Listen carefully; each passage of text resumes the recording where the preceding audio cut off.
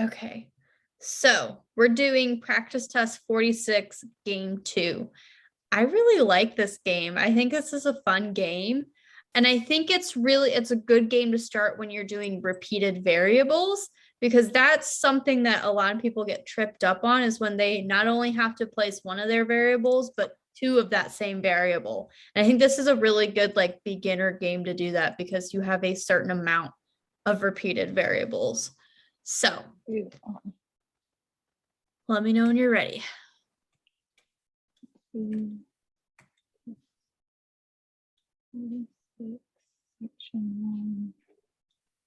Okay, I am ready. Okay. Trying to make my screen a little bit smaller for me.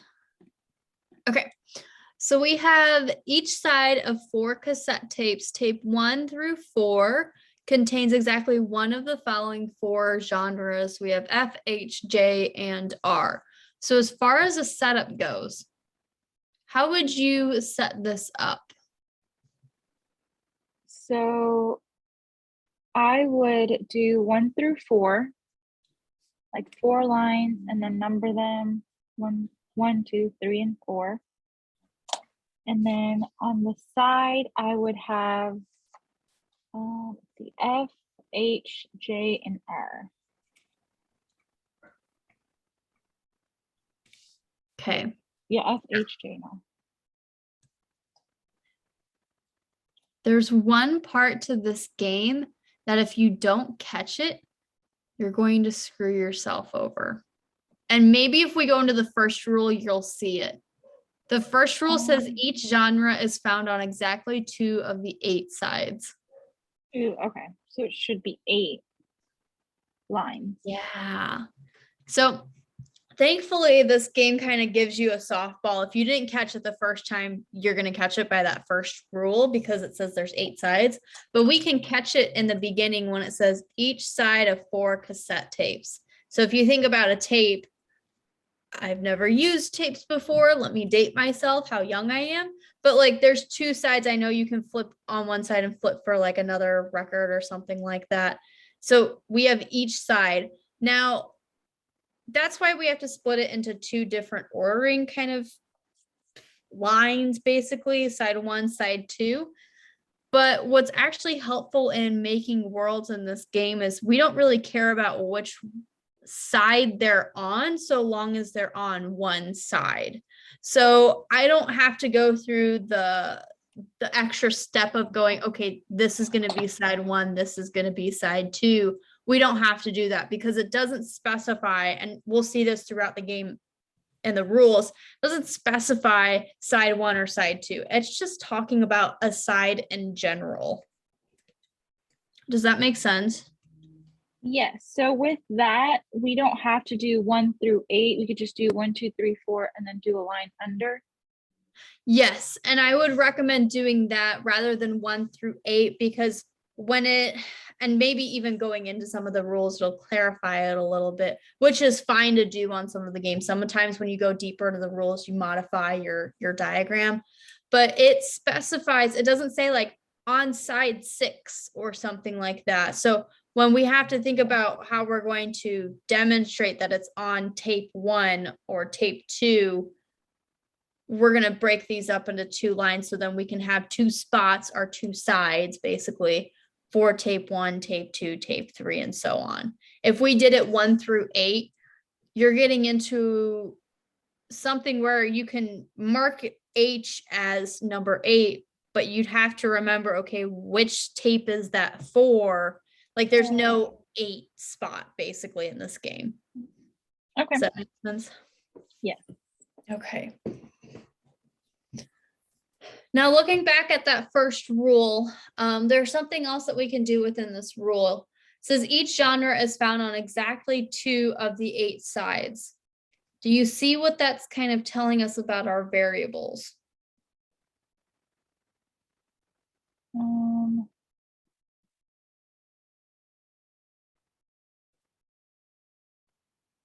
So each variable is gonna go on each. So they'll go twice. Yeah, twice.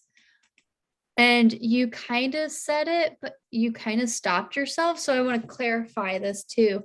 It doesn't say that they have to go on 2 separate tapes. It just says that we have to make sure folk goes twice, hip hop goes twice, so on and so on. So technically, just looking at my variables right here, without looking at any of the other rules, this could be an order of our 4 tapes. We could have folk on side 1 of tape 1 and side 2 of tape 1. So we can have them stacked on top of each other because it doesn't specify that they have to go on 2 separate tapes. It just says that they have to go on 2 sides. Does that make sense? Yeah. Okay. The way they worded it is so weird. Each genre is found on exactly 2 of the 8 sides. Yeah, so break that down. So we're talking about each genre, aka our variables. Each variable is found on exactly 2 of our 8 sides. So if you look at that without even thinking about like our tapes or anything like that, like the wordage that we're using, 2 of the 8 spots, basically. My 8 spots are going to be my spaces, and F, if I'm replacing each genre with an example, F is going to show up on exactly 2 of these spots. It doesn't specify which spots, but I'm going to have F on 2 of them. So when rules word themselves really weird, that's intentional. The test makers are doing it to trip you up. So if you can replace some of those words or rephrase them into what they're actually referring to, can be easier. So for example, each genre, they're keeping in form with the theme of the game. Replace it with your variables because those are your variables. The genres are your variables. Each variable, example A, F, is found on exactly 2 of the 8 sides. Makes it kind of easier to format into what we've already created, right? Yeah. Any other questions on rule 1? Nope. Okay.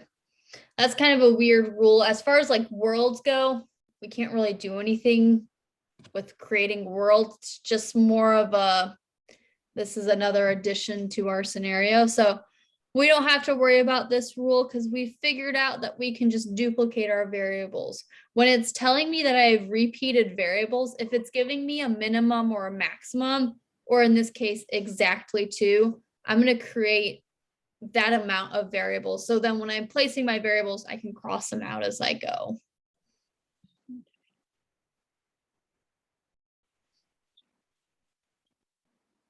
Okay. Rule 2 says tape 1 has jazz on at least one side, but neither hip hop nor rock. What would you do with this rule? So I would put J in one of the lines under 1. Okay. And then I guess above it, we could do like H and R and like crossed out, just so we know it doesn't go up there. Yeah.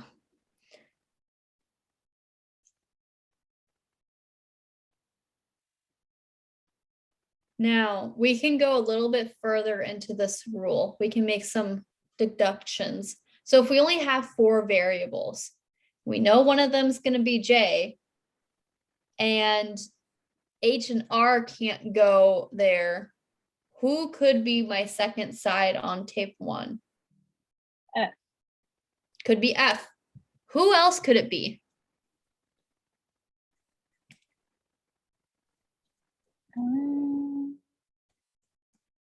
That's it, since it couldn't be H and it couldn't be R. Could it be my second J? Oh, yeah. Yeah. Maybe I didn't clarify that. We could have, F is like the only other variable that can go there, but we could have 2 J's because again, it doesn't specify that our variables have to go on separate tapes. They just have to appear twice. So we could have J all on tape 1. Those are the only 2 variations for tape 1, which is really nice. I don't have to worry about that anymore. So I've placed one of my J's. Any question about that rule? No. And for this, would you cross out both J's since they've both been placed? That's kind of a personal preference for you. I don't really cross out variables until I've placed that variable on all of my worlds. So for example, I've crossed out one J because I've placed one J on both of my worlds. I didn't cross out that second one or even that second F because I haven't placed another F here, or I haven't placed another J here. That's a personal preference. That's helping me keep track of, I've placed all of my J's, I've placed all of my F's. So really, if you want to cross out another J, that's fine. But I cross it out as I've placed it on every single world that I have. Gotcha. That truly means I don't have to worry about it anymore. Okay, going into our third rule, says tape 2 has no jazz. So then I would do a J above the 2 and cross it out, just so I know it'll never go there. Yeah, and in fact, in that second world, do we even need to worry about that rule? Nope, since it's already in the first. Yeah, I've already one. placed all of my J's. Basically, I don't have to worry about violating that rule. So I don't necessarily need to put my J slashed on 2. You can, it's not going to hurt you, but we don't really need to because we've placed all those J's. But in my first world, this is kind of where it comes back to crossing out my variables. I do have to worry about that rule because I haven't placed my second J yet, right? So if we're going to think about this rule and that first world, I can create worlds off of where my second J is going to go, right? Yes. Where could my second J go in that first world? Either in 3 or 4. Yeah, I'm going to create a duplicate because those are the only 2 spots that that second J can go, right? Yes.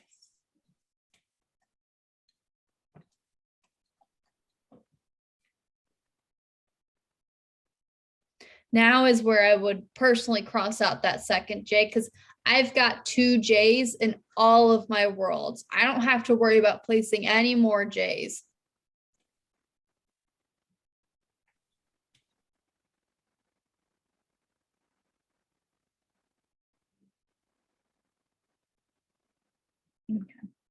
Okay. Any questions on that third rule? Nope. Okay. Last rule says folk is not on any tape numbered exactly 1 higher than a tape that has any rock on it. That's a lot, or it's worded very wordy, but how would you kind of interpret that rule? And we can write it out if you want as well. So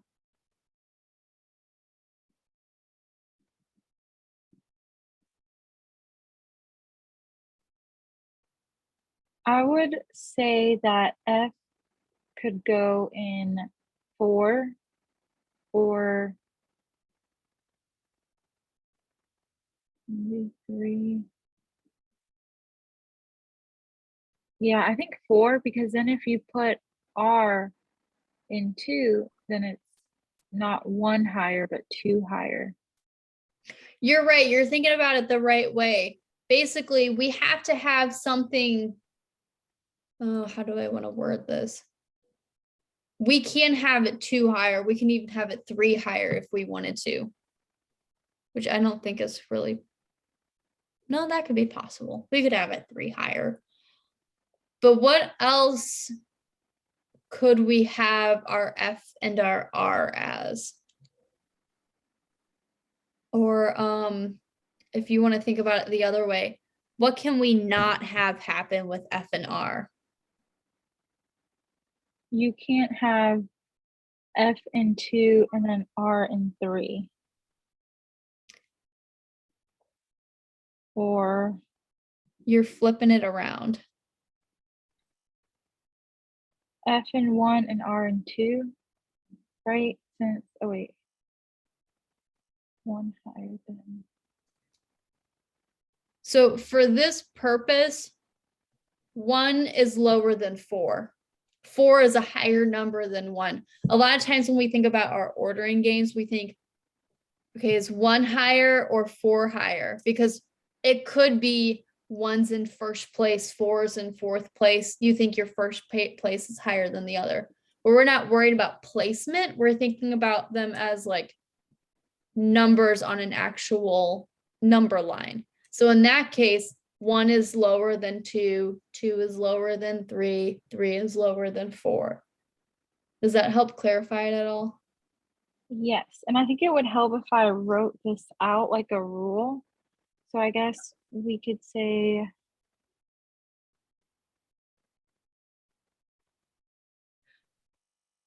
what about something as simple as that?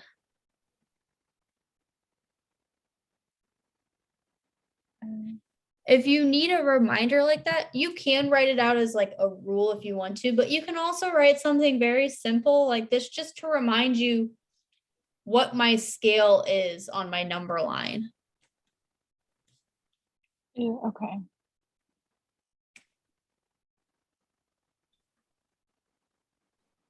So basically it's saying F is not going to be 1 space above R. Yeah. So exactly 1 space, because you had mentioned earlier, could be 2 spaces higher, but this exactly part in our rule is where we can't have basically R and F touching each other in this form. F can't be directly to the right of R, because that would mean that it is exactly 1 higher than a rock tape. Okay. Yeah, that definitely helps a lot. So in that case, we couldn't have R and F in 1 and 2. We could do R in 1 and F in 3. Theoretically, yes. But looking, and I say theoretically because look at your worlds. Could we even have R in 1? No. Yeah, but you've got the right idea that we wouldn't be able to have F to the right of R, but we could have it 1 space over from R. So theoretically, you've got it correct. You've got the idea behind it correct. So then could we do R in 2 and then F in 4? We could. So I'm going to take that off of the first world and work from it there, because I also want you to think about something else. So we could have one where R is in 2 and F is in 4. Totally fine.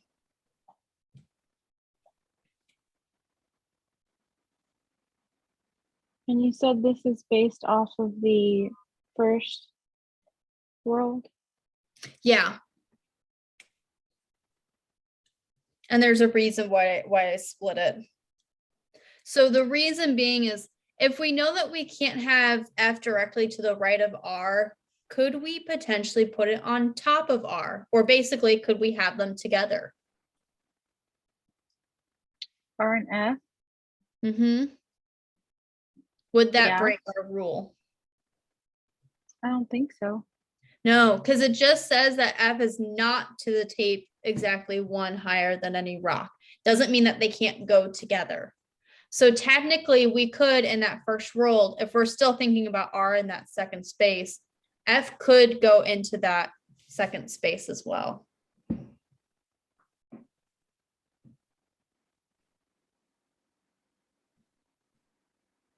Yeah, I didn't think about that.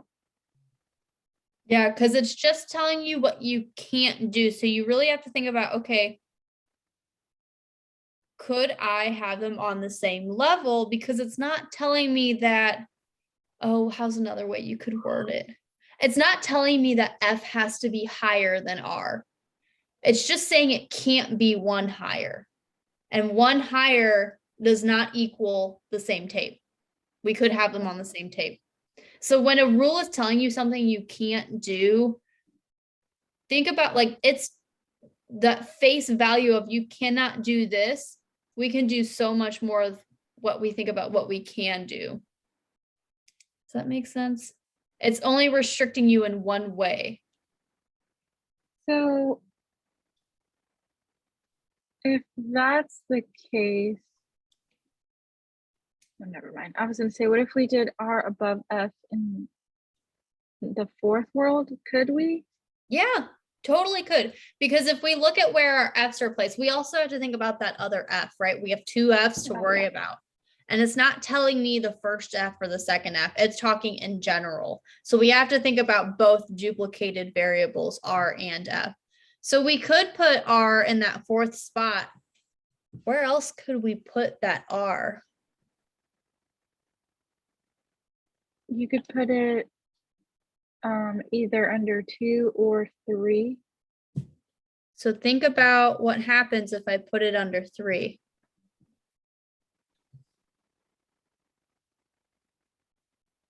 Oh, wait, no, just kidding. Because it would touch. Yeah, that's what I mean by we have to think about both of our variables, because even if we figured out, okay, one of my R's can go here and one of my F's can go here, we have to think about the other variables of, okay, now I have to think about my second R, where can that go? But you And said in it that could go in case, 2, right? at 2 or 4, right? Yeah, so basically R is flipping here. Either place I put that R, it's not going to violate that fourth rule for clarification.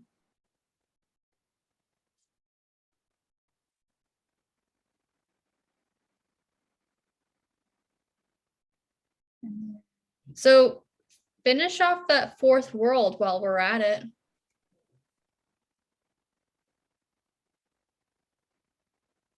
Couldn't we have H go in under J? Has to go there, right? Or yeah. Because if We you need all look at 4. what you've placed already, you've placed all of your F's, you've placed all of your J's, you've pretty much placed all of your R's. You're just left with your 2 H's. So what happens to my second H? It could either go under 2 or 4. Yeah, it flips with R.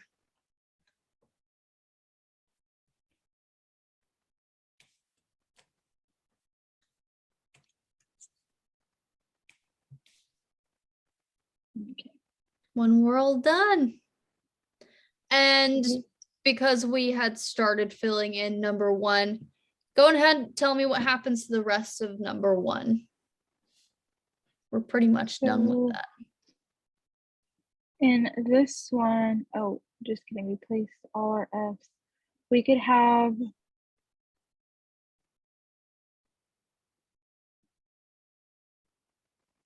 R in 4.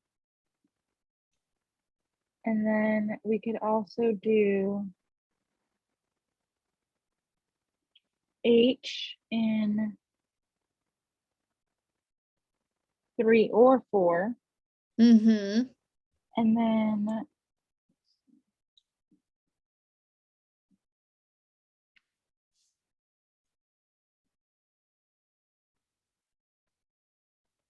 wait, are we missing one? Yeah, I guess we could do H in either 3 or 4, and then R under 3 or 4. Yeah, Think basically, they all become floaters. Because really, we're down to the point in this game where the only rule that we're really working on still is that fourth rule. So when we're placing the rest of our variables, we just have to worry about, is that fourth rule going to be violated? And if you look in that first world, there's no way for that fourth rule to be violated with our second R. So pretty much R can either go in 3 or 4. H can go in 3 or 4. So for the sake of space and time, I'm just going to consider them to be floaters and circle them in there and know that they can pretty much go wherever they want in that world. Okay. Okay, that was a good detour. Now we gotta do world number 2 and world number 3. Let's look at world number 3. And the reason I say that is because we already know where one of our F's are. So if we can place where our second F could go, we can pretty much narrow it. Or even if we look at our R's, we can pretty much narrow down where our rest of our variables can go. So I don't care what variable you start with, but tell me where a variable can go. We could put F under 2. Mm-hmm. And then we can do R in, we could put R under 2. And then R can be under 4. And then you could have H and J under 3. I think you mean 2 H's because we have J's in 1 and 4. Wait. Yeah, let me see if I'm looking at the right one. So it's, You might be talking about that first world.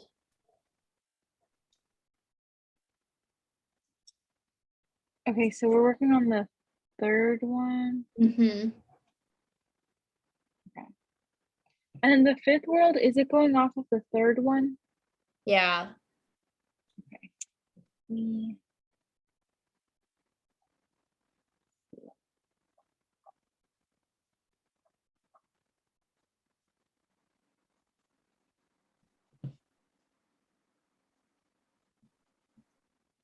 So then in that case, we would put, could it kind of mirror the first world where we do put R under 2? What do you mean? So you see how in the first world R is, it's F and then R? Mm-hmm. Could we kind of do the same thing in this third world? And since F is under 2, do R under 2 as well? Yes, but let me look at that first world again.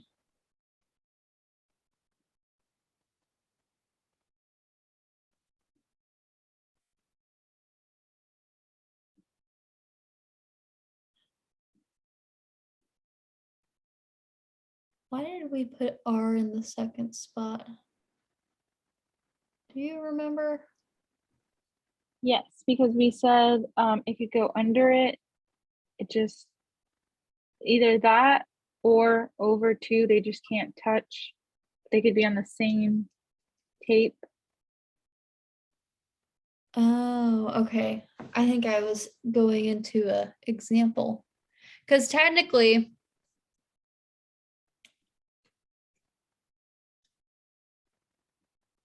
okay, that took my 2 lines. Technically, couldn't we do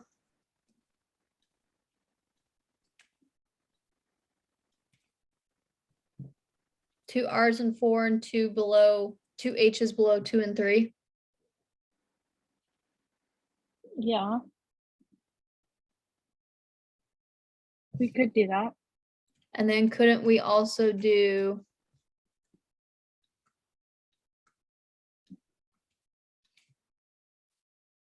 that?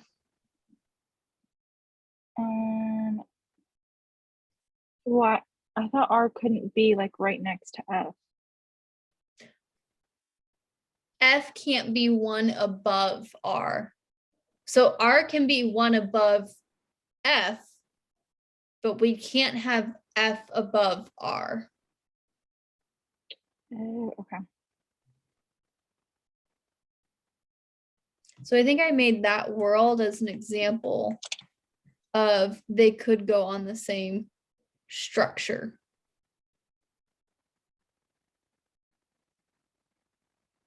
Right? I think I did.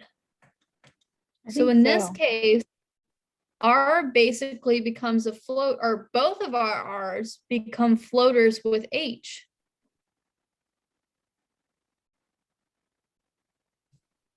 So rather than making that a solidified R, I'm gonna say R, R, H, H.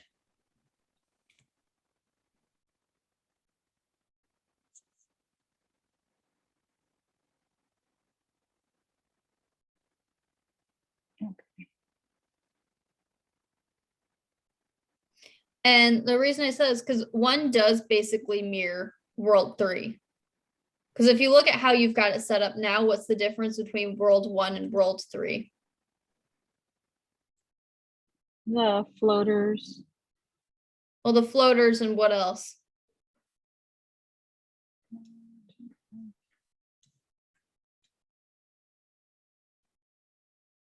You said, what's the difference between world 1 and 3? Mm-hmm.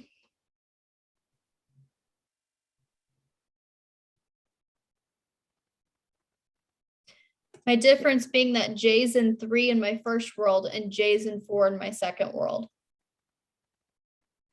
Oh, yeah. True, yeah.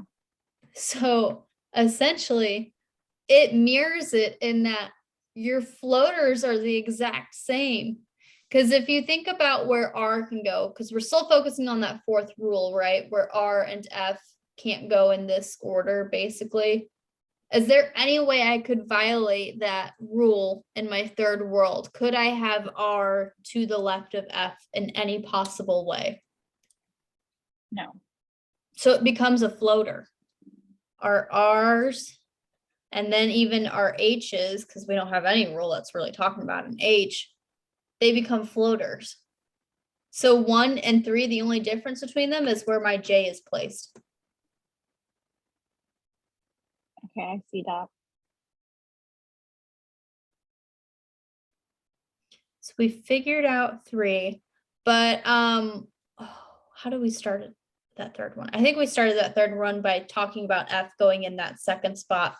Where else can F go in that blank world, which I made a blank world over here? Where else could F go? F could go in 2, 3, or 4. Right. So we've got the world where F is in 2. We're going to do a world where F is in 3, and we're going to do another world where F is in 4, because those are our 2 possibilities, or our 3 possibilities, basically.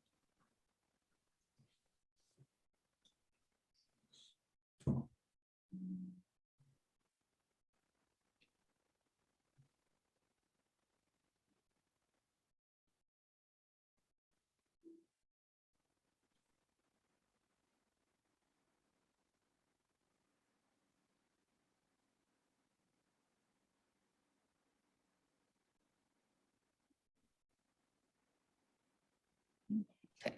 Ready? Yes. Okay. So now we got to think about, okay, R cannot be to the left of F, right? Can't have that happen. So in the 5th world, what does that mean for my R's?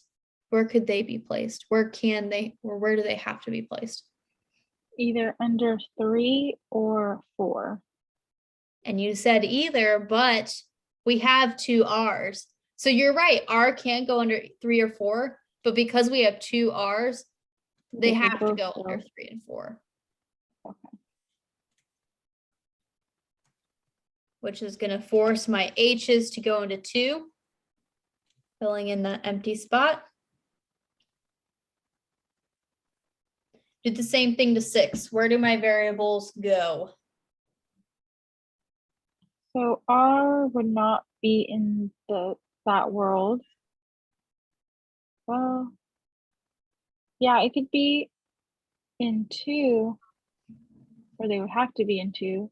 Yeah, because if we moved them to 3, or even if we moved one of the R's to 3, then we have that block where R's to the immediate left of F, and that can't happen. So that forces both of them to go in that 2nd world. which forces H to go in my blank spots.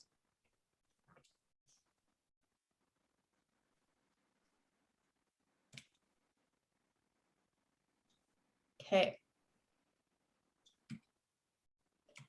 One more world to go off of, and this is going to be a pain because it's in the world where we just have our J's placed. So if we're thinking about our R and F rule, we have a lot of possibilities. Because again, F's could go with each other. They could go on the same tape as each other, or they could go on separate tapes. So I would recommend one of two things. I would say in a time setting, I would probably keep this rule to the side. And if it comes down to having to diagram some of the diagrams from the second world, then doing so. But we already have 1, 2, 3, 4, 5. Yeah, 5 worlds where we have some variables placed. And so even just brute forcing that second world and going, okay, I'm just going to go into the questions and use the second world as needed, I think would be fine. I think this is one of those games where there are a lot of possibilities that if you had written out all of the possibilities, it creates a lot and it can become a time sucker. Okay. Other option would be to write out all the possible places that F could go. And I would probably say not to do that because basically you can have F stacked on top of each other. So that's creating 1, 2, 3 places. You can have F directly next to each other, which creates another 2 places. Or you can have F split by 1 spot. And that creates another one. So already I've got 6 different possibilities for F. It's a lot of different possibilities. That's breaking my golden rule of if it's anything more than 4 worlds, I'm not going to create it.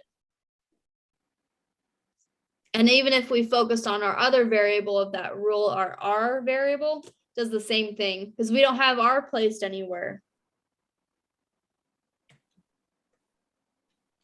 Does that make sense? Yes. So would they essentially, could you say they're floaters, the remaining variables?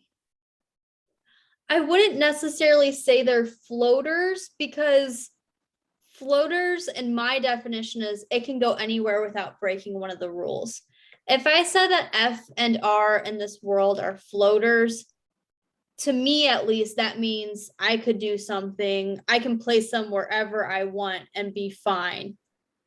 But I can't do that because this is breaking a rule, basically. Okay, gotcha. So I just count it as it's an unfinished world. And in some cases, it's okay to have unfinished worlds because creating all of the worlds can be more time consuming than you need. So this is one of those worlds where I would stop here and I would go into my questions. If I need to use 2, I'll use 2, but sometimes you might not need to use that world, or you may need to make 1 or 2 diagrams from that world. The fact that we've already done, I don't know, maybe 60, 70% of the work is good. Do you have any questions on the setup before we go into the answer choices or the questions? Nope. Okay, and I think I have my answers showing. What is this, 46? Yes, 46, section 1, theme 2.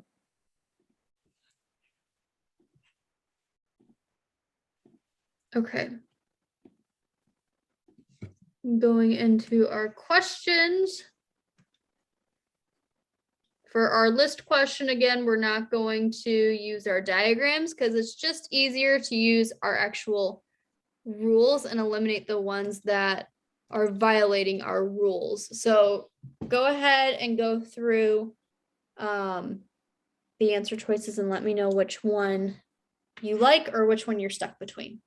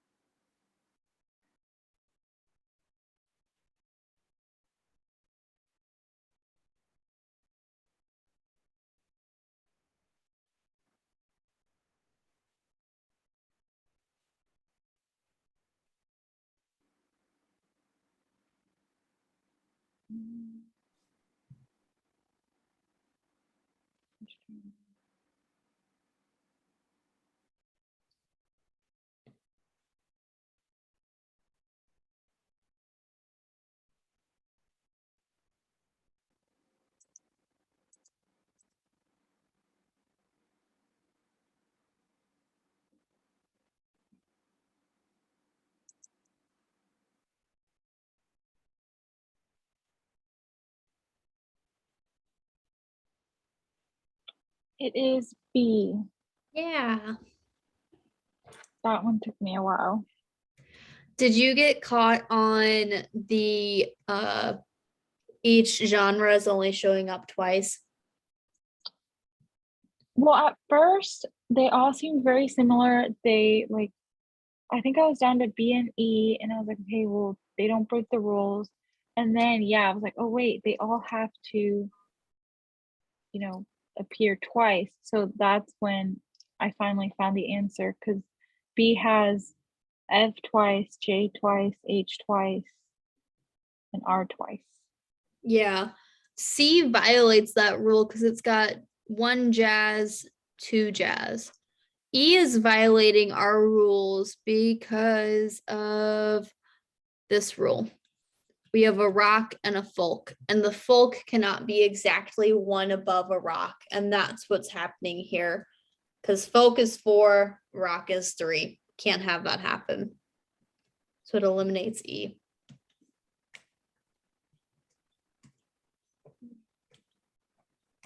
Any questions on that one? Nope. Okay. Bring back our diagrams. What is oh.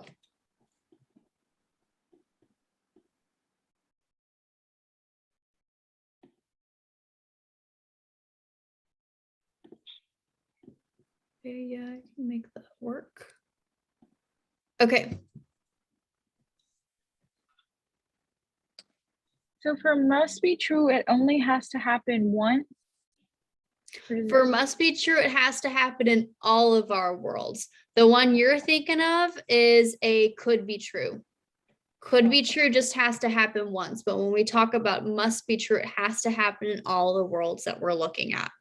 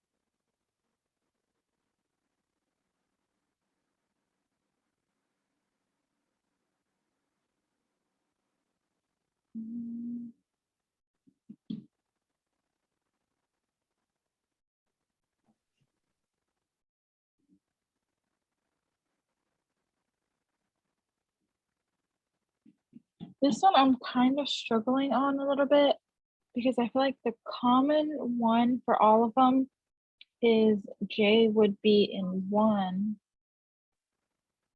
Okay. Then so rather than going from diagram to answer choice, go from answer choice to diagram. Because while it can be easy to predict must be true questions, this one's going to be a little bit more difficult because it's not giving you an if. So we're not being restricted to only like 1 or 2 or 3 of our diagrams. We're being restricted to all 6 of them. And the other way I can tell it would be a little bit more difficult to predict this one is this is giving me the answer choices aren't like J is in 1 or R is always before F or something easy like that. This is giving me, my answer choices are giving me if this is happening. So they're giving me restrictions within my answer choices, which are going to be a lot harder to predict. So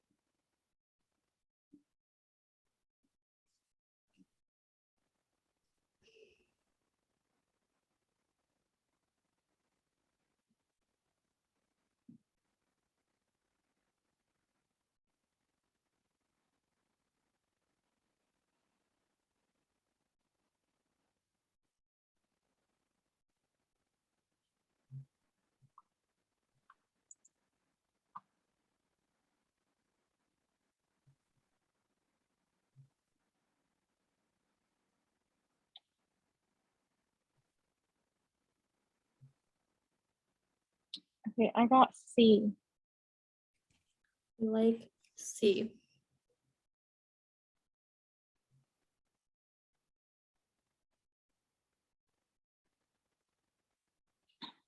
That's our answer. Okay, good, because I struggled with that one. Well, okay, so let's go through the wrong answer choices because they're wrong for a reason. So answer choice A says if tape 1 has 2 sides of jazz. Okay, where does that happen in our worlds? Unfortunately, that's only happening in the world where we did not finish anything. So we have to go, okay, we're gonna have to diagram something out, right? So if we think about the rest of the answer choices, tape 4 has at least one side of rock. When you're trying to disprove it or basically see if it has to be true, I'm going to try to disprove it. So if I can make it so tape 4 doesn't have any rock, that means it doesn't have to be true. One way I can do that, all rock on 3, all F on 2, all H on 4. That's a valid diagram because I'm not violating my rule of F is above R, that 4th rule up there. And H didn't have any other rules attached to it. So it does not have to be true that tape 4 has at least one side of rock. Does that make sense? Yes. With B, and I would say too, I have to erase them to kind of save space, but when you're going through drawing out diagrams, keep them for later questions. They can be helpful. I mean, it's a valid diagram, keep it. B says if tape 2 has 2 sides of folk, where can that happen? Unfortunately, again, that's only happening in 2. So if we have 2 sides of folk, tape 3 has at least one side of hip hop. If I kept that diagram, it'd be easy to see as well. Tape 3 does not have to have hip hop, could have all rock. So again, doesn't have to be true. D, if tape 3 has 2 sides of folk. Did I read that right? Yeah. Tape 3 has 2 sides of folk. Again, unfortunately happening in my unfinished world. Come on, eraser. Tape 3, 2 sides of folk. Tape 2 has at least one side of jazz. Okay, that can't be true because in the world where we have 2 Fs and 3, the only world where we can make that happen, both of our J's are going to be in 1. So that's making D wrong. Tape 4 has 2 sides of hip hop. We can have that happen in 1. And I guess that could also happen here too, technically. Does it have to be true that tape 3 has at least one side of folk? And I say technically because you can figure this one out just based off of that one world. If I have 2 H and 4, do I have to have F on 3? I can't. F is going to be between 1 and 2. If I can disprove it in one world, it's automatically not a must be true. Okay. Because again, must be true has to happen in all of our worlds. Man, I just like tore up my diagrams. Okay. Any questions on 8? Nope. Perfect. Next one says, which one of the following could be true? So this is where you were getting mixed up with the must be true. The could be true is what you were initially thinking, just has to happen once. So could be true. It's very flexible.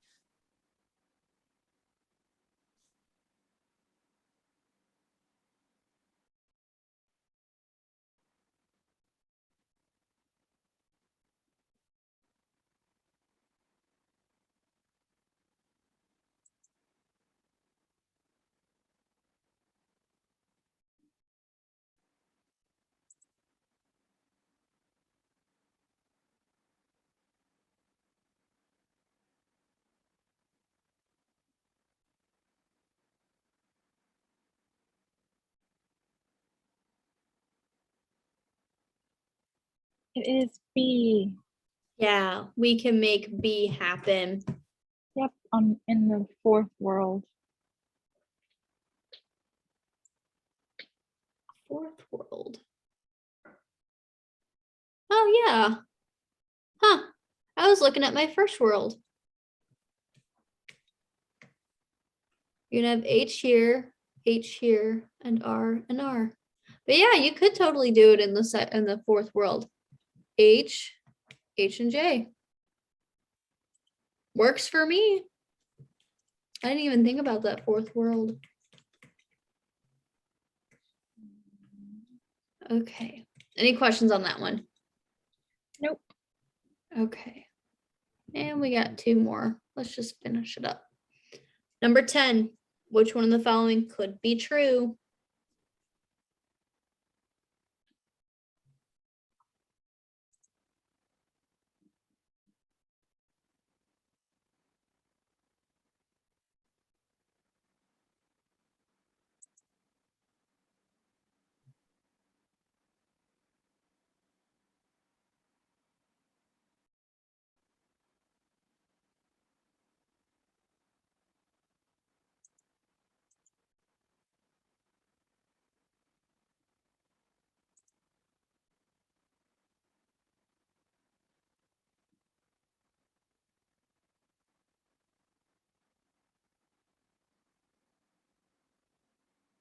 It is C. Yep. Could happen. Come on, pen. Right there. Mhm. Any questions about that one? Nope. Because these are so much easier once you see them on the diagram, then it's like, okay, they're in the world, it makes sense. Yes. And I'm not having to test out. Well, I had to test out a couple in like that the second question that we had. But so far, I mean, this is the last one that we have in this world or in this game. I haven't really had to do much else. So this is kind of a good lesson. Like, you don't have to fully complete your worlds in order to go in your questions. It's helpful, but it can also be time consuming. So last one.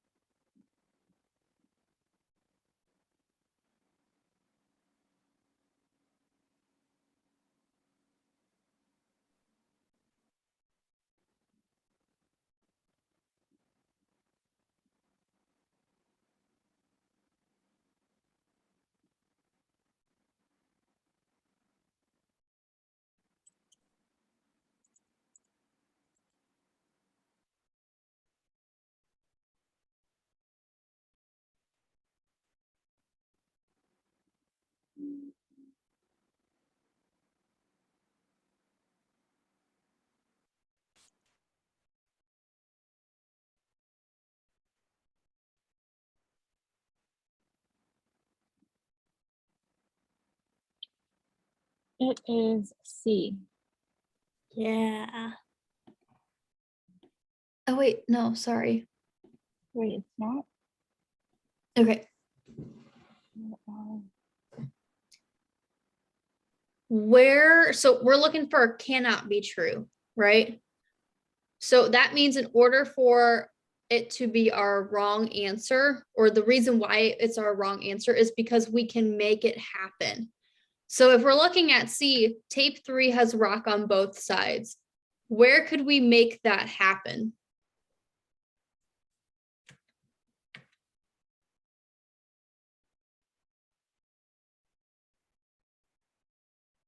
in the third world, One other world.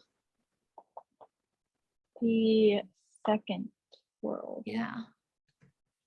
The next part So- of that third one is tape 4 is on hip hop on both sides.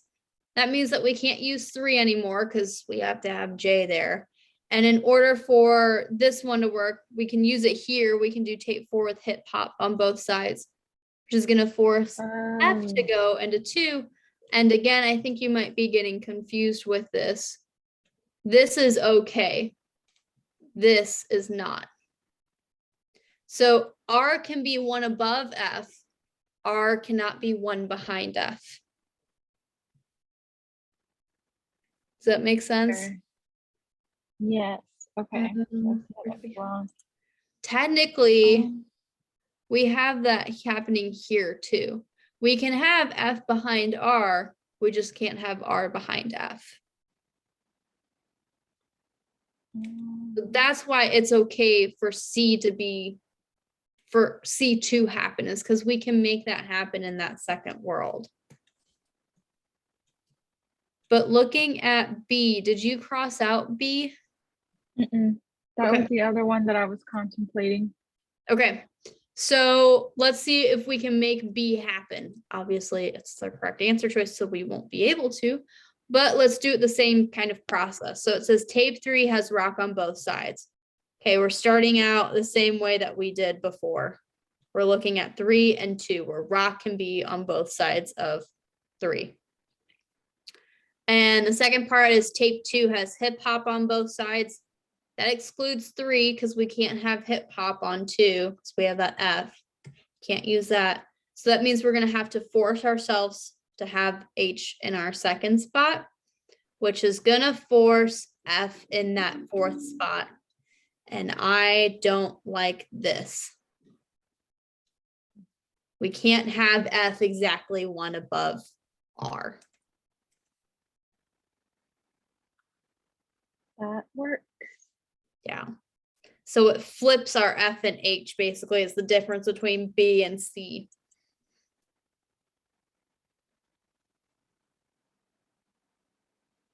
Do you have questions about that at all? Nope. Okay. Okay.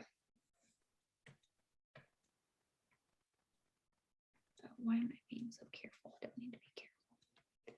Okay, that was our last question. Do you have any questions on the setup, on the game at all? Any general questions? No, I think I'm gonna practice this one again when it's not so fresh in my mind to see if I can come up with this as well.